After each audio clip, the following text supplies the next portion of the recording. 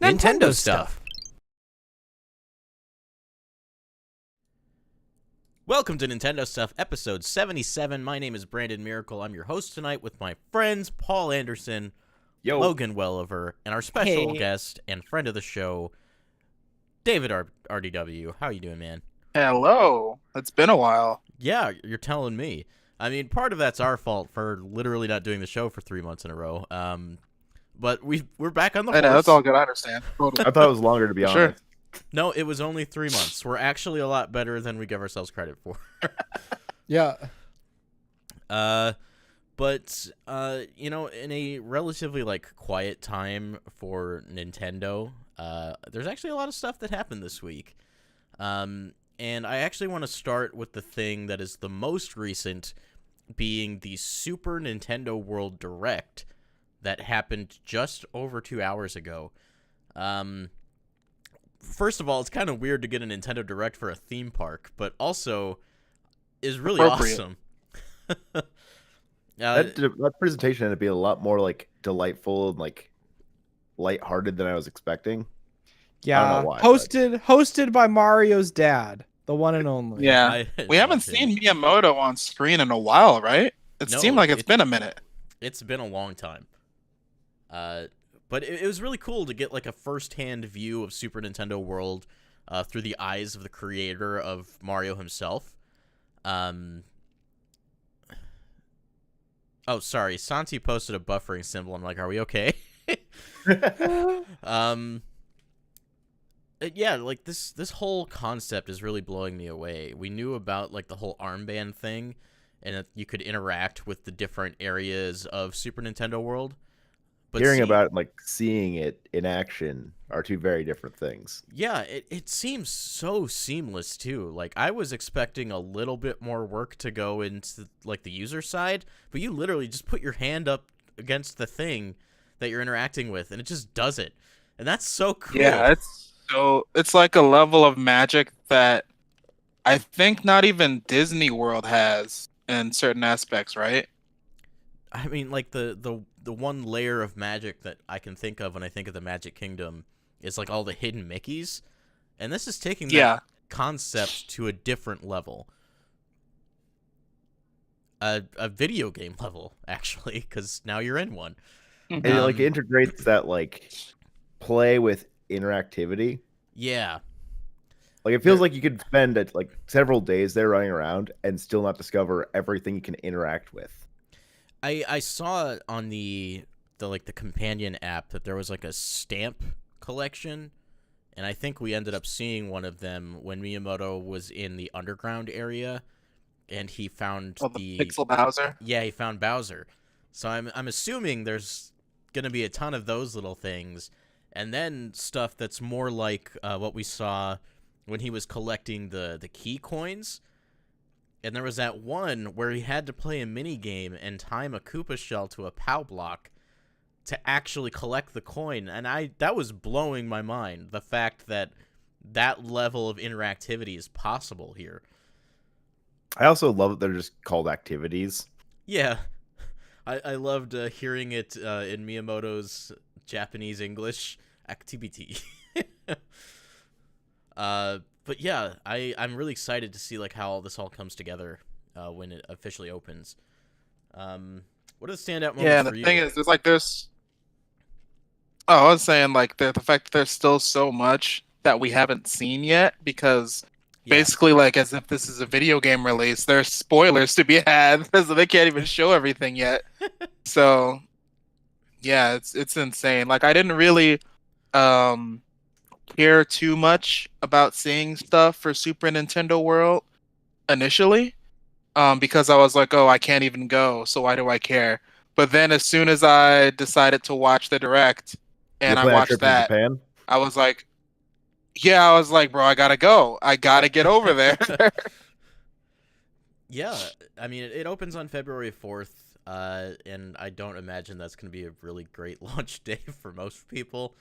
I don't expect that if I go myself that it won't be until late summer, maybe early fall. But, this is going to be the only way to experience Super Nintendo World for several years, I think. if you're a U.S. resident, because the Florida and the Hollywood locations aren't opening for a while. So yeah, I mean, Those aren't gonna be over here until I'm like 30. Like I'm just like, oh my god. it's I kind mean, of sad too. Oh, go ahead, Paul. I was just gonna say, like, as much stuff that they've packed in there, I understand why it's gonna take them a little bit longer to get here, because replicating that's gotta take some time. And the version we're getting, sure. I think, specifically in Florida, is actually going to be bigger than the one in Tokyo. So, like, our Super Nintendo World in Florida is going to have an entire Donkey Kong land that's adjacent to the Mario land. That's bananas! Yeah, and it's going to have a minecart ride and probably some shops and stuff with other, like, micro experiences that are going to be in Super Nintendo World, such as Canopio's Cafe, which I am very excited to visit, even if I can't eat half the stuff. That was actually my standout, like, thing, is that cafe, because all the little creations they had looked delicious. Yeah. And also really adorable. That Mario burger. I'm really excited to that Mario burger. The bacon is the mustache. So good. Yeah, I was like, I'm actually seeing Mario's face in that burger. Yeah. What's really crazy to me with the Toad Cafe is what really stood out to me is that there's the like the digital like the chefs, the Toad chefs in the back making the food, but then Toad's talking to you, and that's the first time Toad has said full on sentences with a voice since like Sunshine. Yeah. So I'm totally.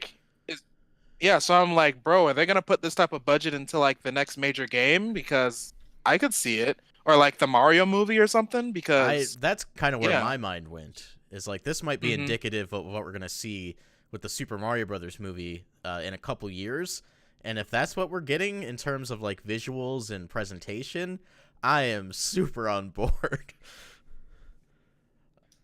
I was like super obsessed with in the actual cafe and the window to the kitchen in particular. Yeah. Just all of the different Toads running around doing their things, the conveyor belts. I wonder if that's going to be on loop, or if like the orders that are made when you go up to the counter and you choose your food. Oh, they're going to be made. If that's going to be like, if that's going to affect like the visuals on the screen. You know, there's so much really stuff going on here. I wouldn't put it past them to take that step and make it that interactive. Man, there's even like some potential maybe later down the line where the customer could, you know, maybe get involved in the kitchen side of the experience and, you know, hang out with all the virtual Toads as they're making their specific dish. There's so much potential here. That dining room was a lot bigger than I thought it would have been, too. It looks like that was like a full-on restaurant. Yeah, it looks so tiny from the outside because it's just a Toad house, but obviously, like, it goes deeper into the actual infrastructure of the world. Man, I was just blown away by this presentation. The underground section where you get hit by a bomb that explodes, and then you shrink, but it's actually just the world getting bigger. Oh my god, that blew my mind. So cool. Yeah. I love how Miyamoto walked into the distance and he's like, I'm small Miyamoto now. Mini Miyamoto. Yeah, I'm really wondering how stuff like that's gonna work when the park opens, because it's like it's made to be it makes me just think of a really big interactive like play place. But that in my mind that goes to, okay, there's gonna be lots of kids running around, climbing on stuff. Like this whole area seems like it's built to just be played with and climbed on. So I'm wondering if like going the underground, is it gonna be like certain people go in waves, or is it gonna just be like a thing you can just happen to walk through by accident and you're just underground? One person every 6 foot. And stuff like that. I was wondering about the logistics of that too, especially in the underground area. Yeah. Because like the passage is very narrow. There's not a lot of walking space in there, so I wouldn't be surprised, especially in the first few weeks where I imagine it'll be very busy, that if they limit it to a certain amount of people at a time that can walk through specific areas, especially with the pandemic going on. How many meters is 6 feet? I need to know this. How many question blocks is 6 feet? Yeah, see, that's where my mind is still at, because I don't anticipate this all will be over by February. And yeah, No, for sure, yeah. like Japan might be in a better position than the US. Every country is in a better position than the US. They're going to have Mhm. more access to the vaccine, especially. Yeah, so I mean that's really the big thing is like, okay, what's the how much of the population has the vaccine at that point?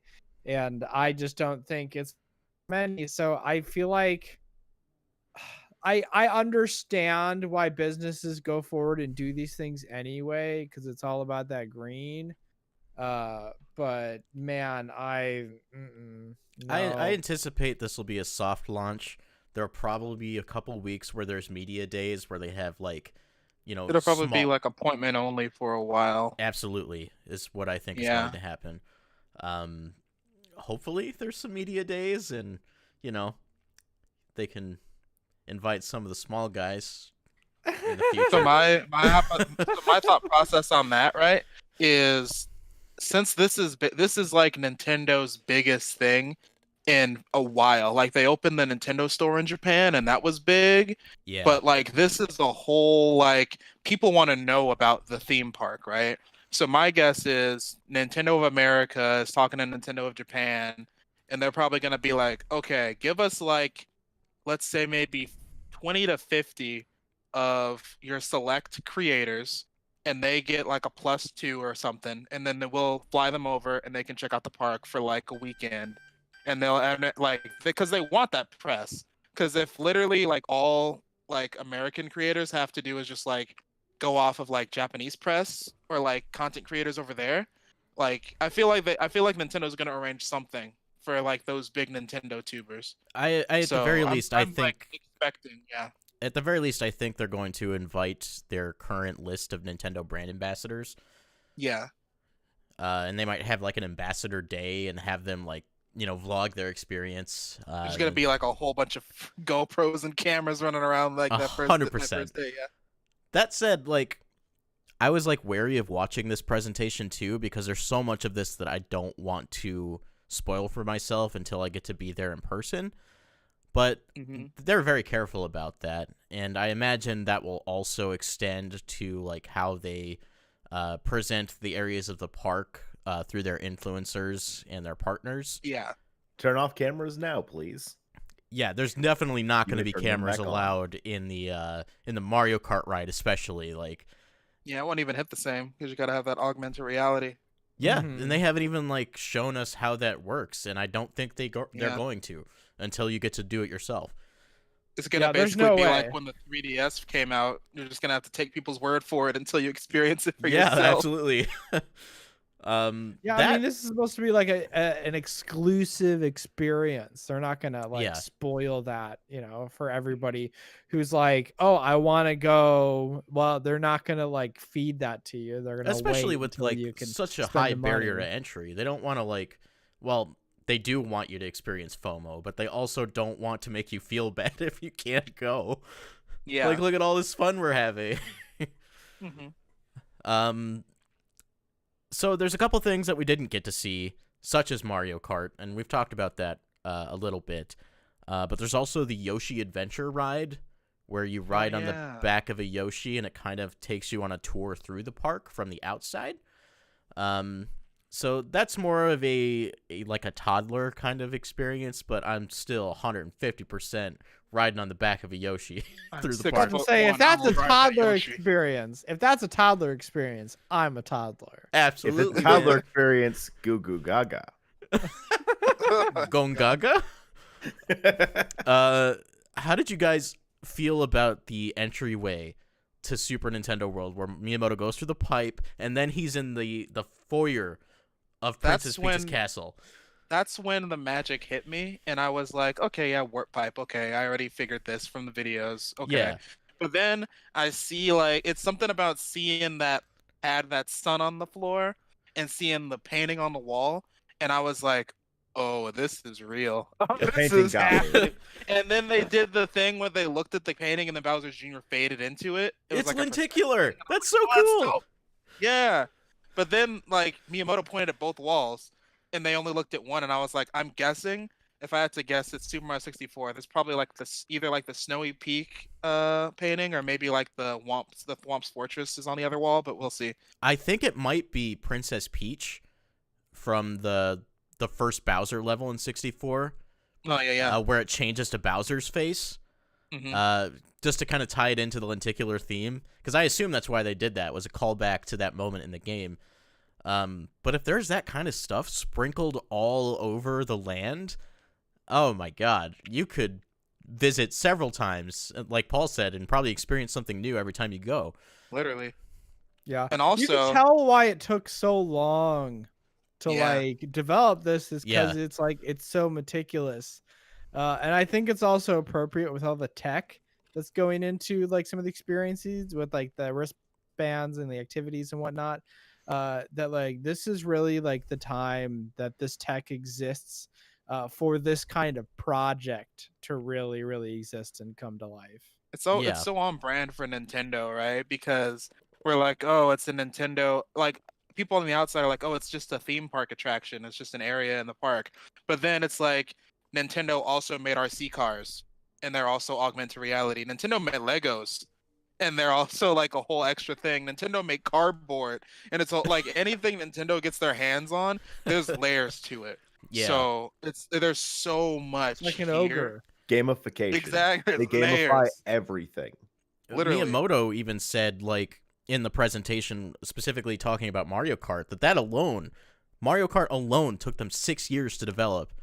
Mhm. So, like, every single piece of this theme park, has had a lot of love and attention put into it.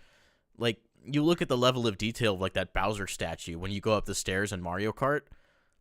Like, that I wanna looks hug like it. a statue that you would see, like, in a courtyard of an actual park. So, like, they have really poured a lot of time That and money into this. Universal trophy that they showed, they didn't show that in like the press releases before. That's brand new. I was like, oh, that's dope. Yeah, and then they have all, and they did show these before, but all the Mario Kart trophies of from Yeah. Mario Kart 8. So that's super cool.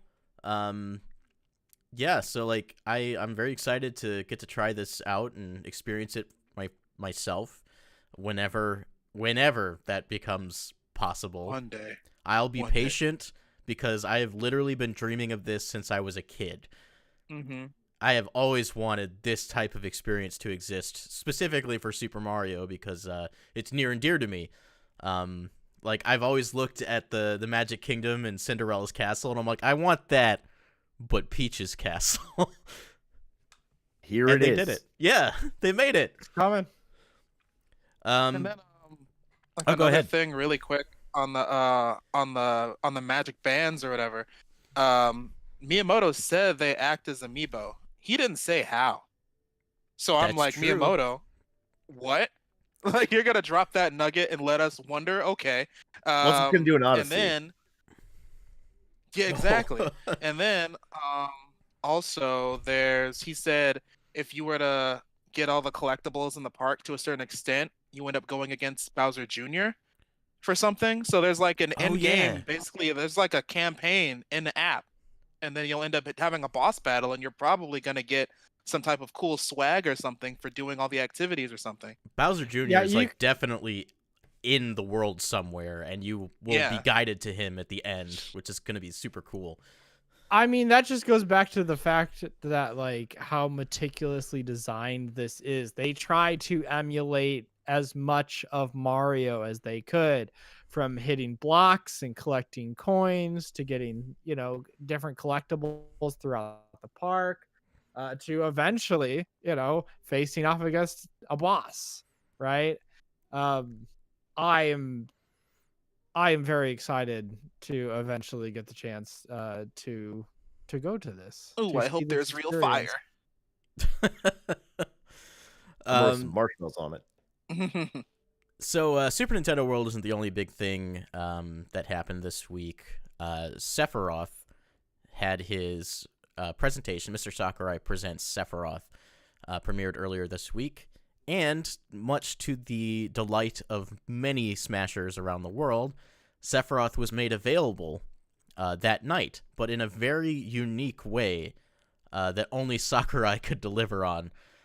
He made Sephiroth into a boss fight that is limited time. The boss fight disappears on the 22nd, so like if you haven't done it by then, you will never get the chance to again. But if you fight him and win, you unlock Sephiroth early, along with the stage and the music. So he's available now if you try it out and do it. And it's awesome. Yeah. But not the spirits. No, the spirits are still not available. Neither are the Mii Fighter outfits. I can kind of live with that. Yeah. I mean, they'll still be out on Tuesday, so, you know. I'll still be buying a couple of those costumes.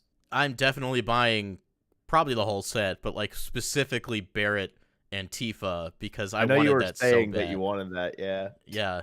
I will definitely be getting Aerith. That's just Oh yeah, I'll get Aerith too. Because Best Girl, right? Aerith And they gave her Girl. the staff, which is awesome. Like I would have expected her to have like a wand or something. Yeah. But that's super cool. But yeah, so like have all of you guys unlocked Sephiroth yet? Oh yeah. Yep. So my roommate cares more about him than I do, so he claimed him that night. Which apparently he's a lot easier to get than like I guess Sakurai was putting on, because some people unlocked him within seconds. So Well, it's really not hard, right? No. Because they give you 3 difficulties, and they mentioned in the in the presentation that they thought about like keeping that to like if you beat him on very hard. But I literally fought him once. I set it on easy. I beat him, and then I played as Sephiroth in like all the other stuff I was doing. Just went to like the spirit board and just started playing as Sephiroth and whatnot. So I'm really glad they put that easy difficulty in it because I'm trash at Smash. I'm not gonna lie about that, but they actually made it accessible enough for someone as trash as me to unlock him, and yeah, that's love. So a small correction. It wasn't that they were going to force you to do it on very hard. They were going to lock you into your difficulty selection until you beat it. So like if you selected very hard, you would have to only play very hard until you won. And they backed out on that because they're like, maybe accessibility is a thing we should pay attention to. Yeah. Maybe that's mean, and we shouldn't be mean. I would have chose easy anyway. I played it on normal. Normal's not too bad. Very hard. They aren't lying. It's very hard. It's super hard. But you can cheese it, and a lot of people have. For a short time, Hungrybox had the world record of very hard. I think it was 2.65 seconds, and he got it by getting a 9 with Game & Watch immediately. oh my goodness. And then he was very shortly beaten by someone in the comments who did the same thing at 2.55, I think it was. Oh my god. I don't know if that's so been silly. beaten yet, but yeah. But this is quite possibly the coolest way they've ever introduced a DLC fighter, in my opinion, because like they recognize that Sephiroth is a big deal, specifically if you're like an RPG fan. He's an earth-shattering boss, so they introduced him as a boss, and I think that's super cool. But for those who have played as Sephiroth, I want to actually get your opinions on the character. And I will throw that to anybody. Someone pick it up. I'll start. So I've actually been playing a lot more Smash, even before Sephiroth dropped, as of late than usual. So when Sephiroth dropped, I was right there to download the update, unlock him, and then just started playing. Just started going through all these different things. At first it felt weird because he feels so different than like any other like sword character, right? Any other sword wielding character in the game.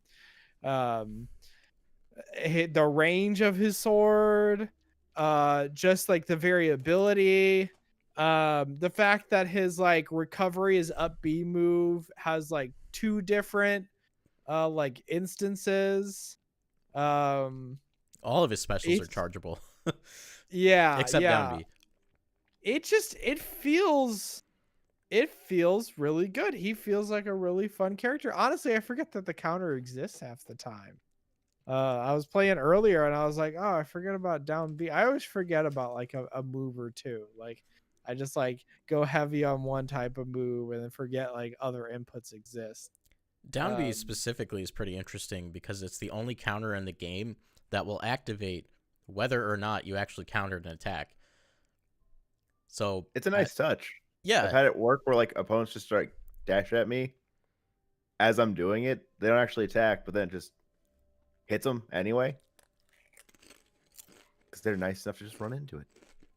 Yeah, there's a lot to love about this character.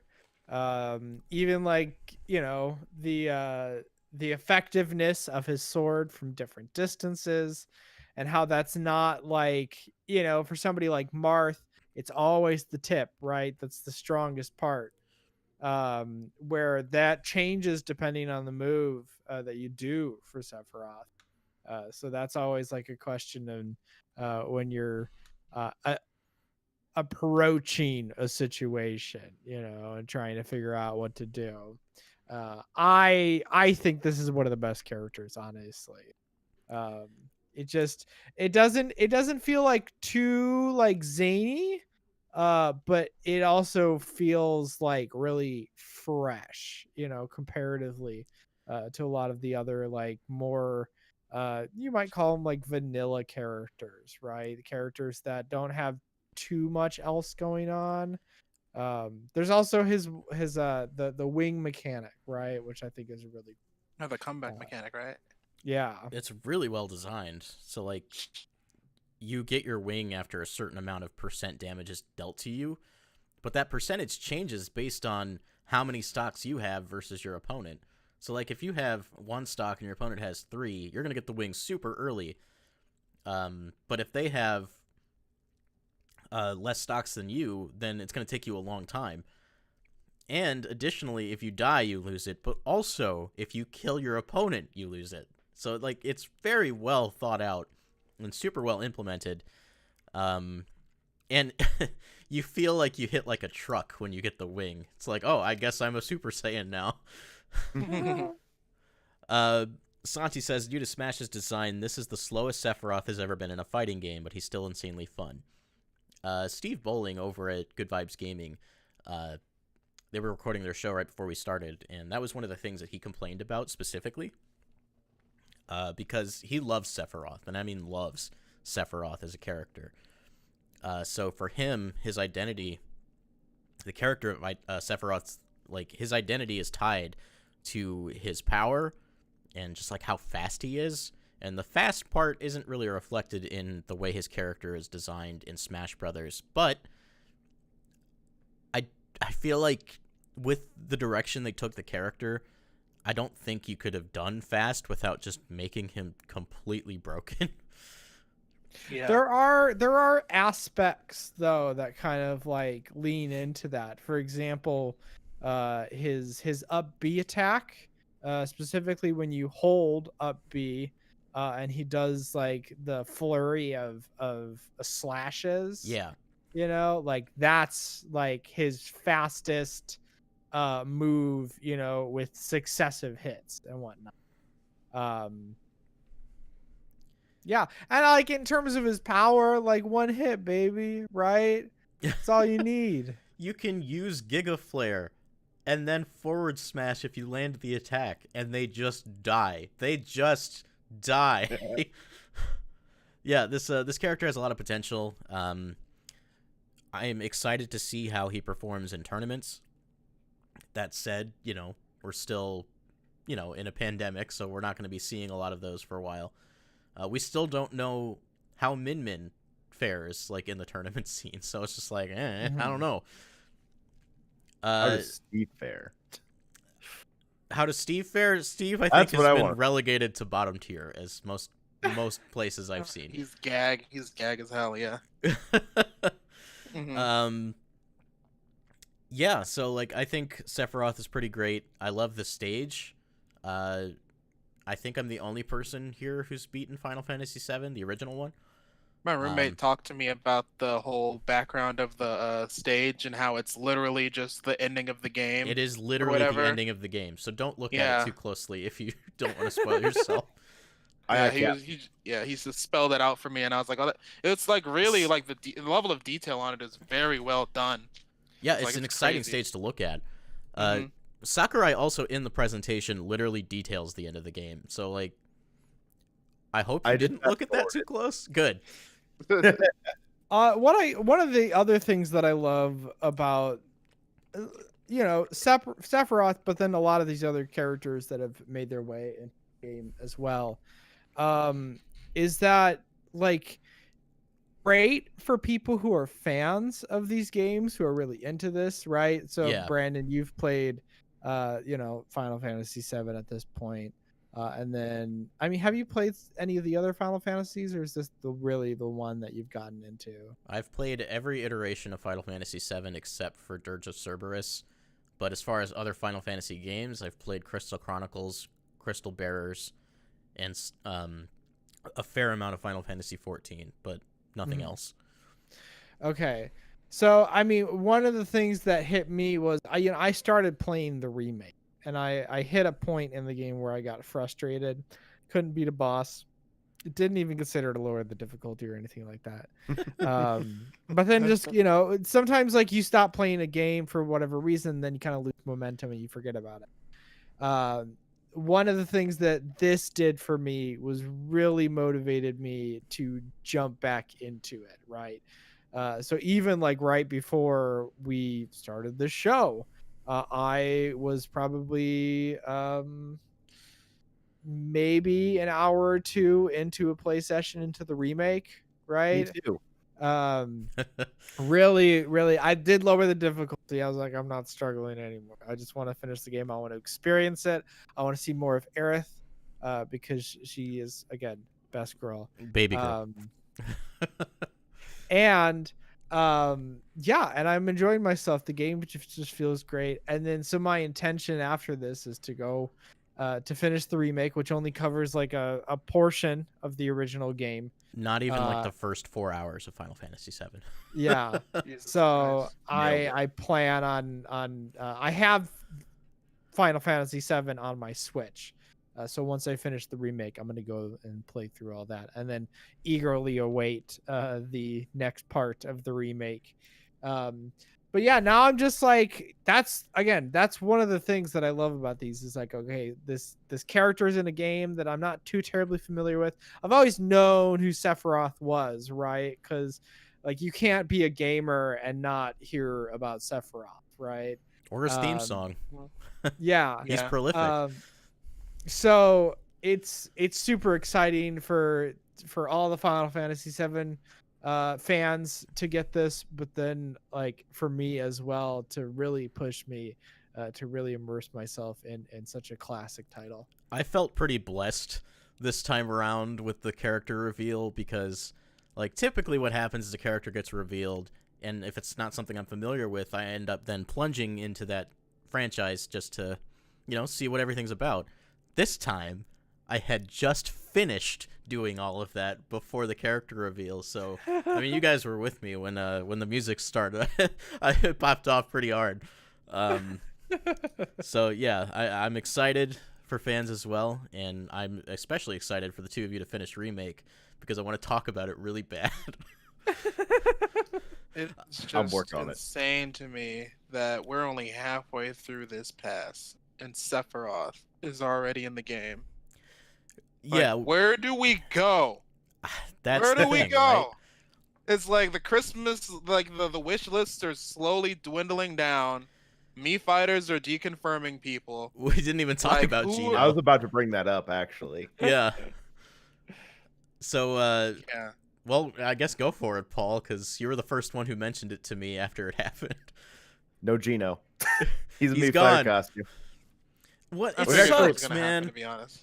It's I can't believe we talked about me fire costumes and we didn't bring that up then. Oh, that's true. I mean, this deserves a conversation on its own. Just like Gino has been requested since Melee.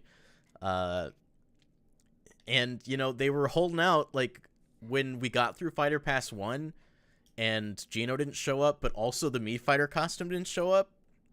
And then Fighter Pass 2 got announced. Everyone was like, oh my god, Gino's coming to Smash. No, they were just waiting to reveal their second Square Enix rep to bite the bullet on that one. It only hurts a lot. I wouldn't be as upset as I am about this if it weren't for the fact that we're getting the exact same Mii Fighter outfit from Smash 4. Like, we've got all these cool crossover Mii Fighter outfits like Cuphead, Vault Boy. They come with music, but they're full body costumes, so they're basically just the character. They didn't even go that far with Gino. We just got the Just same a hat. It's just the same one from Smash 4, and we're not getting the song. And the song was in the presentation. That's just dirty. It's so sad. Our poor friend Joe has wanted Gino so bad, and when that happened, I was thinking of Joe. I was streaming with Good Vibes Gaming, and I knew it was coming. When we saw the Chocobo hat, I was like, oh my god, Gino's the next one in the line. And there it was. And I felt so bad for you, Joe. I wanted Gino too, but I know you're the super fan, so I'm sorry about that. I'm one of those Nintendo fans in the camp of I haven't played Legend of the Seven Stars. I'm surprised that Nintendo hasn't put it on the Nintendo Switch Online yet, because we got all the Donkey Kong countries, so we don't have We still don't even have Earthbound. Yeah, I mean, like, I there's a imagine lot of things it's coming, right? I feel I think like so, too. the SNES selection is steadily growing, and you know, every 2-3 months we'll probably get another 4 or 5 games, and I think that will persist like that until we start getting like N64 games, and then maybe it'll be a little less. But again, I feel like that and Earthbound is on its way. You know, I don't know. Are they producing SNES Classic Editions anymore? No, those are done I pretty don't much. think so. Yeah. Yeah. So like, I have a SNES Classic Edition. Yeah, that's like the and- only way you can play it right now in terms yeah. of So Switch like, gen. Legend of the Seven Stars is on there. And Earthbound's on there too, yeah. Like, yeah, Star Fox 2. You know, just But there's like but it seems like Gino's one of those characters where it's like fan favorite, but Nintendo's like, yeah, that was a thing that happened. I don't know not gonna that do anything about Nintendo is the issue in this particular case. Or Square, because he was I- a Square character, right? I think he still is a Square character is the problem. Yeah, So, like, he's not a Nintendo property, technically. it's a special case, yeah. Yeah. That didn't stop him from appearing in Mario & Luigi Superstar Saga as a cameo. But then he got cut from the remake. So, Yeah, exactly. clearly there's some issues going on there. But briefly, I guess we should talk about who we think is going to be next. It's Monster Hunter, and you can't tell me otherwise. If it is, Yeah, honestly, if we it get a isn't. character in March, Monster Hunter would be a really safe bet, to be honest. Yeah, this is the yeah. perfect I time mean, for it lines up. Monster Hunter Rise. I mean, that's probably part of the reason, part of their like logic for like the order of these releases. Mm-hmm. Even with like how close to the release of Dragon Quest XI S on the Switch was to Heroes release. It was in already Smash out, Bros. wasn't it? Like the year before? No. So, Hero came out, I think it was, let's see, so Banjo and Hero were both announced at E3. Banjo was pushed to fall. I think Hero was Hero came later out in like June, wasn't it? July. Or maybe it was Yeah. July. And then Dragon Quest came out, I think, in September or October. Oh, okay. But it was still Gotcha. relatively close. Yeah. So like, you know, heading off some of these titles that they're going to be releasing. So I feel like it's a good bet to say that like the next character, if they're in the game, would be Monster Hunter because of And it's Monster such a Hunter Rise big launching on the series Switch. in Japan I and mean, in it's just America. yeah, it's such a win-win, right? So if Monster Hunter is on its way, you would want to release it shortly before Rise to really hype up that title. You And know? the character will probably draw from Rise. We're probably going to have the wire bug in the moveset. And Yep. that That'd might be dope. explain... Recovery. Their grab. Yeah, Their grab and their up B.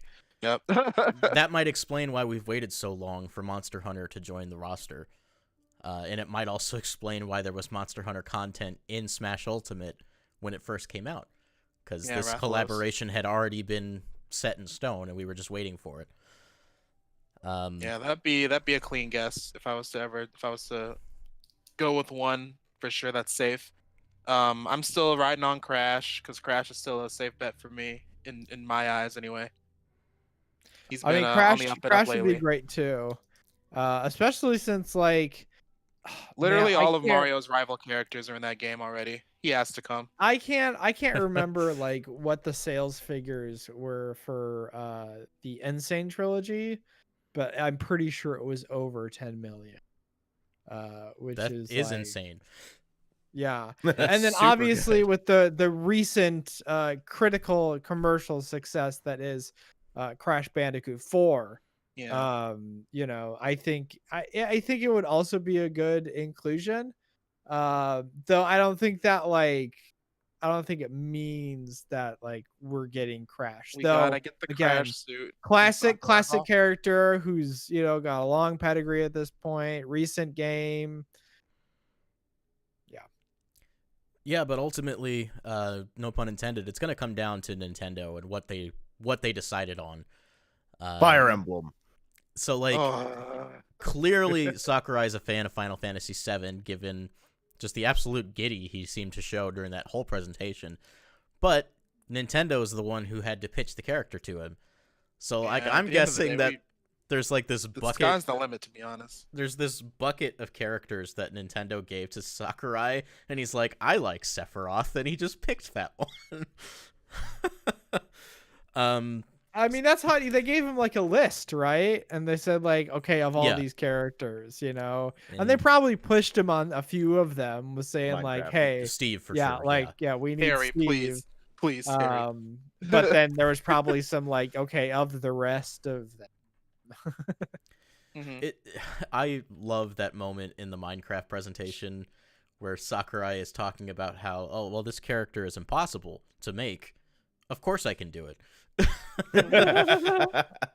But moving on, I mostly threw this story in for myself because it's also kind of weird. But Super Baby 2 is coming to Dragon Ball Fighters. Of all What the heck characters, is a Super Baby 2? I'm gonna look up a a picture. GT character.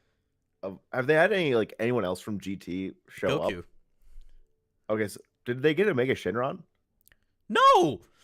What? They That's not put a baby, baby. over Omega Shenron. What is wrong with this? That's not a baby at all. And I've seen Boss Baby 3 times. That's not a baby at all. That's a man. So I'm all for GT representation in Dragon Ball Fighters. That's fine. But to put in Super Baby 2 over Omega Shenron just doesn't make any sense to me. That is like the weirdest possible choice they could have made for that. And it's not even like Super Baby Vegeta. It's just Super Baby 2. And I don't know what form that is. Let's consult Google real quick. I mean, it makes more sense because he's more recognizable as Baby before he's Vegeta Baby. Yeah. So, yeah, Baby's a weird choice. First major villain of Dragon Ball GT. I would have rather had someone from Super, honestly, Super but 17. I would have taken Super 17 over Super Baby 2. David, who is this man? Whose man is this? Yeah, so Okay, now I know which one it is. is it Baby Vegeta or is it just Is like that a like Let me send you the picture. Okay, I need to How are see you gonna put this in here and not do your research? I Well, I mean, watched we Dragon know Ball who- GT. We know like That is Super who Baby Baby Vegeta. is. We just don't remember the which form that is exactly. I mean, you know how many transformations there are in that franchise? Like, I'm sorry if I don't remember which exact one is which. His level 3 ultimate is going to be him turning into the Golden Ozaru. That's my bet. So that's enough about Super Baby 2. Fun game. One thing that that has been discussed in our Discord server is that Hades cross saves are now available. So if you bought Hades on PC or on Switch, you can now transfer your saves from one to the other. So Pretty dope. that's cool. Yeah. I mean, Flexibility with gaming is always great. Yeah, Absolutely. we talked about this when the game launched, and I was considering whether I should get it on Switch, or on PC, and I ultimately decided on Switch, knowing that these cross saves would be here down the line, which might mean I might pick it up on PC at some point. It just also depends on how much more I play on Switch, right? But like I love a good roguelike, right? And this honestly is so great. It kind of makes me upset that Binding of Isaac Rebirth doesn't have cross saves, right? Considering I have 460 plus hours on my PC, and then like an extra 300 on my Switch. You need to send a letter. So, I mean, you know, people get by. People be like, oh, look, I 100%ed the game on PC, and then I got it for Switch, and I did it again. And here I am, like, I have never 100%ed any save file. It's just not something that I've done, much less doing it 3 times over on the same game. You know, 3 different save files, 100%ing to get, like, the ultimate, like, 3 million % achievement. Absolutely ridiculous, but I'm glad to see Hades There's an has achievement for that. There is an achievement for that, yeah. Good I lord. see. The great thing about these games is like most roguelikes is that it's not really about like winning. It's just enjoying yourself and then, you know, unlocking new things to have different runs and more fun down the line. I think one of the really appealing things about Hades is the narrative, right? Yeah, The for fact sure. that it's just this unfolding narrative, which is not something that roguelikes are known for. Which is also a reason I need to go back and play more. So, to the bane of our friend John Cartwright, Donkey Kong Country 3 Dixie Kong's Trouble is now available on Nintendo Switch Online. Yes. Alongside the Ignition Factor, Super Valis 4, Tough Enough, and Nightshade. The only game on this list I've ever heard of is DK Country 3, so yeah. I know it's Ignition Factor looked cool though, like a firefighting game on the SNES. Like that sounds dope. Oh, I'm probably going to try all of these, but Dixie Kong is probably the most notable. This game often gets overlooked just because of the time period it came out. I think it came out during the transition to Nintendo 64. There's a And 64 also, what the heck is a game. Kitty Kong? Say again? And I was like, and also, what the heck is a Kitty Kong? There's that too, but yeah. Don't ask John. He might bite your head off. There's actually like I can't remember the Twitter user who posted it, but posted a short video of one of like Granny Kong or whatever. I don't know her name. Actually like playing an N64 like in the game. Oh, really? Yeah. So there's references because it was like right on that cutoff when the Interesting. N64 started its life cycle. This game in particular is exciting to me because now I have access to like most of the Donkey Kong Country games, Yeah, right? the trilogy. So I went back a while, not too long ago, and beat the very first one because I'd never beaten it. How bad was that? How bad Like was how well, it wasn't. how difficult was it? Well, okay, I will admit I used save states. I abused save states to finish that game. Didn't you also fall for the credits gag at the end of the game? I did. The first time I was like, yeah, I finished. Funny to me. So, but I eventually beat it, and I think that's what about like this service is those save states can really, really serve as like a handicap for those who wouldn't be able to beat them normally, because those games are a little bit more rigid about like there's checkpoints and save points and whatnot. Yeah. I probably use save states too for sure. Yeah, because I just wanted to beat it, because eventually you beat every.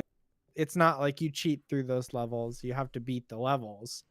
It's just a matter of like, okay, I don't want to have to go back 3 or 4 levels when I die here, Yeah. So, and in addition to this, like I just bought Tropical Freeze, and I've been playing through that. The greatest platformer ever made. 2D platformer, rather. So my goal right now is to beat that game, go back and beat C2 and then DKC3 as well, and then eventually beat Returns. I've never actually beaten Returns. I've played a good chunk of it, but good one too. Man, those games get hard. Yep. And then basically the last thing I want to bring up before we close the show is the Indie World Showcase that we had earlier this week. I didn't see that in the morning, didn't have time to watch it, then wait until the day, watch it at double speed to get through it. What? I'm going to go ahead and say that, yeah, this Indie Showcase wasn't that great. And I'm usually like I've especially been really into the last few Indie Worlds that we've had. But there wasn't a lot here that specifically appealed to me. Yeah. And I guess that seems to be the consensus among the group here. I mean, yeah, I think most of this was like, well, it was kind of like whatever. There was a few things here and there that I was like, oh, I'm glad that's coming out, or like even like Super Meat Boy Forever. I was like, well, I'm glad that's coming out, but I'm probably not going to buy it because, good God, I'm not about to get into like a super hard platformer. Looking forward to that one. That's gonna be fun. Let's not discount Fist of Fluffs. That game looks incredible.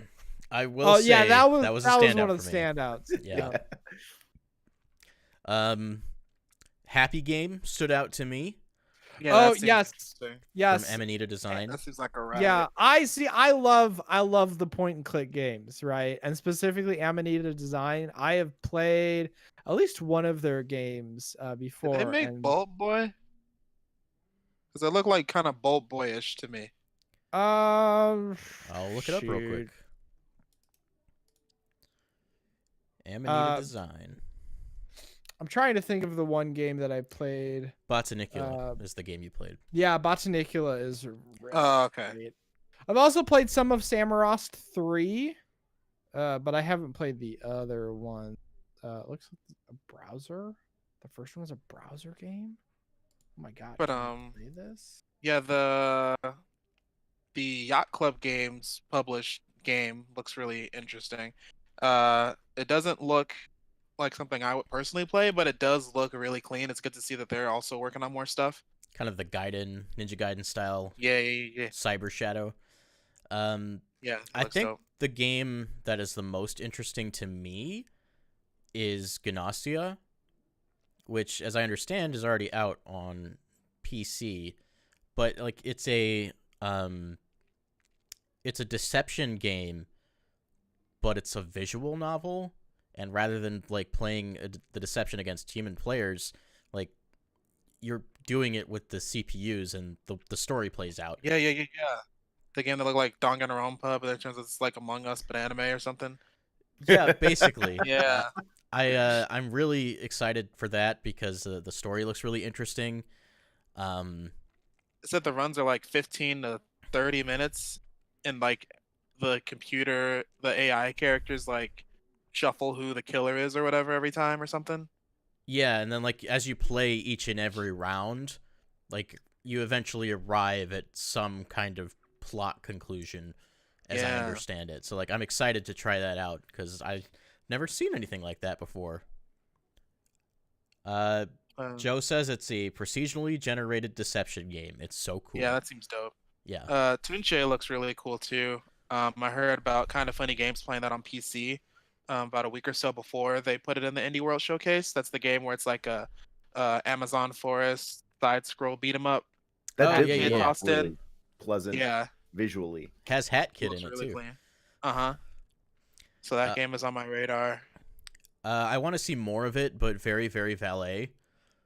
I'm Oh really yeah, that interested game in. definitely. Mhm. I love quirky multiplayer mayhem, and that seems right up my alley. I think the big thing for this presentation for me is that like I'm usually expecting a lot of shadow drops in indie worlds, and that didn't really happen this time. I mean, we had Among Us and Grindstone, And but a lot Calico, of these too. games are like mid next year, so like there's gonna be a Yeah. lot of waiting. hmm I know people were looking forward to Hollow Knight Silk Song, and that ended up not happening. One day. I was specifically looking for Sports Story, and that didn't Oh show up. yeah. But At still, this point, those games are just Nintendo Direct. Those games are Nintendo Direct level at this point. I feel. I would watch a 20-minute Sports Story presentation. But yeah, I mean, overall, like indie worlds are always solid. I'm glad that these developers are getting a very sizable platform, and I think more and more people are watching indie worlds than were like when these first started, especially after Cadence of Hyrule, because there's a lot of good stuff, and you know people need to open their minds to some of the smaller developers and what they're capable of. So yeah. Shout out to the Among Us team for not only winning 2 Game Awards, but also coming to Switch. And I was surprised at how many people on my Twitter timeline said they never played before, and it coming to Switch was the trigger for them. I didn't expect that. A game that's free on mobile and also on PC. See, that doesn't surprise me in the slightest. Like, again, like I think I mentioned this to Brandon earlier that like the indie scene on Switch is just it's just that good, right? strong, People yeah. want to play games on their Switch, right? Whether it just be like, oh, that's my Nintendo console, that's where all my like my smaller experiences, the things I want to eventually play on the go. So to think that Among Us would be something that would get on there and everybody be like, actually that's the reason I'm gonna play it isn't surprising to me. And I think it's cool. And I think subsequently they also announced it for PS4 and for Xbox, Yeah. as well down the line. So, well, maybe not PS4, definitely for Xbox. I don't know if it's still possible, but you can play the new map in Among Us on Switch via a glitch. Huh. Oh. Even though it's not out yet, so if you want to spend $5 to play Among Us and play content that isn't out yet, there's an option for you. And buy the Jeff Keighley mask. The literal JPEG of his head on your face. Can you still get that, or is it just purchasable now? I assumed it was purchasable. Because I know you could get it. I know you could get it as like a drop. It was a Twitch drop in the Game Awards. Yeah. Maybe you can't buy it then. Oh well. That was gonna be my number one reason for getting Among Us on my Switch, was to have the Jeff Keighley face. But yeah, that basically brings us to the end of the news for today. Before we wrap it up, David, tell people where they can find you. Oh boy. So my name is David. I'm the head of content over at Common RDW. We make geeky and nerdy content for geeky and nerdy people. I do live streams, podcasts, vlogs. I do interviews with people in pop culture and stuff. I recently interviewed the lead dev for Clive and Wrench, which is a 3D buddy platformer that is coming out on Switch next year. Nice. So that's awesome. You can go and check my channel for that. And also, if you want to follow me on Twitter or Instagram, you can look me up at David RDW. That's DAVEED RDW. And yeah, I like being on awesome podcasts like this and talking Nintendo stuff. Heck yeah, man. No, it's always great to have you on. You can find me on Twitter at Merrowleaf_. You can find Paul at Gunnysaurus and Logan at LoggyDoves. You can follow us as a collective at Breakroom Arcade, as well as join our Discord server if you want to keep the conversation going. There's a link to that in the description below. Like this video if you liked it. Listen to this on any podcast source you want to, because we're literally everywhere. Subscribe to the channel if you haven't, and we will see you guys next week. But until then, don't... Whoop, I ended it early. Don't break your backs. Breaking the games, but for now, break time's over.